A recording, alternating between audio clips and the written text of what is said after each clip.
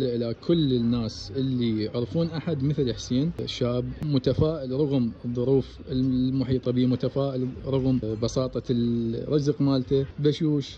إذا عندكم أحد مثل حسين طاقة إيجابية اكتبوا لنا جوا بالتعليقات حتى نزوره إن شاء الله. أنا حسين علي، متزوج الحمد لله وعندي 3 أطفال. أبو عبد الله والله مالي 96 27 سنة. أنا هاي شغلتي من 2016. تشبس الشوسي من 2016. شو اسمه هو؟ تشبس شوسي، لا شوسي؟ السوشي سمك. ايه الشوسي يسمونه هي خفصة. كم سنة طوال 6 لغات. استمريت أنا هاي الشغلة من 2016 ل 2019. ورا ما تزوجت حاولت انه قلت هذه يعني حاولت انه اطور نفسي، فتحت محل خلي السيارة. سبحان الله ما بي ان خبزة مثل هاي شغلتي. ايوه كل من توفيقه وكل من رزقه. فانا هاي شغلتي احبها. حلو. فرجعت ب 2022 بداية 2022 رجعت لهاي الشغل. داخل سوق شلال وين صيدلية عدن. مقابي صيدلية عدن، طبعا صيدلية عدن يعني تاريخ بسوق شلال. حسين مقابي صيدلية عدن. زين هذا المكان انت شلون تدفع عليه ايجار؟ والله لا يعني ايجار بس شيء بسيط. رزق هنا شلون زين؟ نعم خير من الله. هو الرزق احنا يعني الرزق لا من اليمين ولا من اليسار، الرزق من فوق. الحمد لله. واحد يسعى اي شغله بسيطه، واحد يسعى وثق الله ما يخيب اللي يسعى ابدا. بالضبط. اشكرك ان شاء الله هنيئا. صار ايش قد تاكل منه؟ هواي. والله اول ما فتح. القطعه ب 500. قطعه ب 500. وعندك الاذره الجلاس؟ جلاس ب 500 كله ب 500. شو 500 مو قليله يعني؟ انا هسه عندي اطفال. اي. ربع عائله. اذا مثلا جالي اشتروا 3 وانا وياهم، اذا القطعه على 4000 وربح زين والحمد لله يعني. جاورين امر يوم استريح يعني قلت انا اشتريها من العلوه اتصرف اكثر. اي. صار واحد يدري يا قلم؟ اي في. اذن يا شيخ. يعني البتيته يعني من النوع اللي عمرها طويل تبقى 3 ايام اسبوع ايش، فاجيب 5 قواني 10 قواني تخليهم بالبيت. اخليهم بالبيت يعني اجيب قونيه. صدق انا هوايه شايف يقشرون البتيته، عفوا ما يقشروها ويخلوها بالطاوه تتقلب، كانوا كل يوم تقشر. انت ليش تقشر؟ انا من اول ما اشتغلتها هم والدي قال لي ترى يابا ما يقشروها. يابا هذا احس يعني بعقليتي عجز، هذا عجوزيه. والله العظيم بتيته بالمزرعه ومبيدات وهذه. انا اجي اغسلها واسويها نظافه. ونظافه هيك شكلها احلى. انا شخصيا ما اكلها وهي مقشره. ما اقبل على نفسي، اقبل على اخرين. ايش قد يطول يمك بالطاوه؟ انا مثلا ادير اول يوم نصف التنكه، بقت عندي النصف، ارجع اضمه.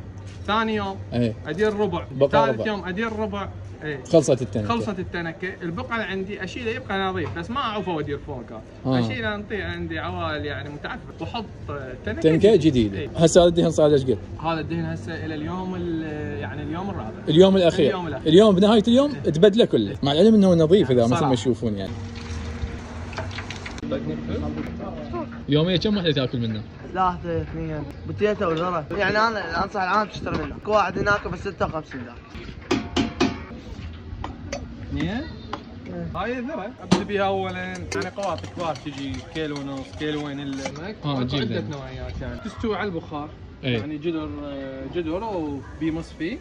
جدر بماء على البخار مال الماء تستوي، تطلع نخلي عليها ملح وكمون وفلفل، لانه هاي الذره معروف عنها تتفق شوي. هاي كمون كلش زين. وزبد هم اكيد من المكونات الاساسيه. زبد هو لازم زبد، دبس رمان حامض.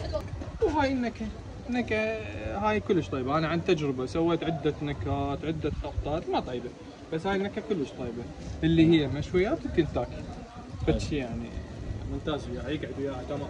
فتح جاهز يعني فتح قبل شوي، فتح ب3 العصر لل 10 بالليل 11 بالليل يوميا مدار الاسبوع مدار السنه. بس هاي الظرف الا ما شاء الله. الا الظرف. اشكر حسين على شيش البتيته، وشكرا انه يعني. انا اشكرك والله اسعدتني يعني بالحديث وياك، ومبادره حلوه يعني. يسبقني بالحكي والله العظيم. والله يعني ونستني. اشكره على حسن الخلق وحسن المقابله وطيبه قلبه واضحه على يعني سماه في وجوههم. انا اوجه رساله الى كل اللي يعرفون ناس مثل حسين، شغلهم بسيط بس قلبهم كبير، ويستوعبون الناس ويبيعون رخيص ويحسون بالمقابل قبل ما يحاولون يكسبون الربح. اذا عندكم احد مثل حسين اكتبوا لنا جوا بالتعليقات نزوره ان شاء الله. الله يعطيك العافيه. اشكرك. ممنون. سعادتني والله حسين شاب طموح متفائل. نعم. مع عمله، يحب عمله. والله اتمنى يتخذونه نموذج، لانه مكانه بسوق شلال. ها وعليه ازدحام، دائما يجون شباب يتفاعل معاهم بالضحكه وبالكلمه وبالنكته مضبوط. شكرا جزيلا. شكرا.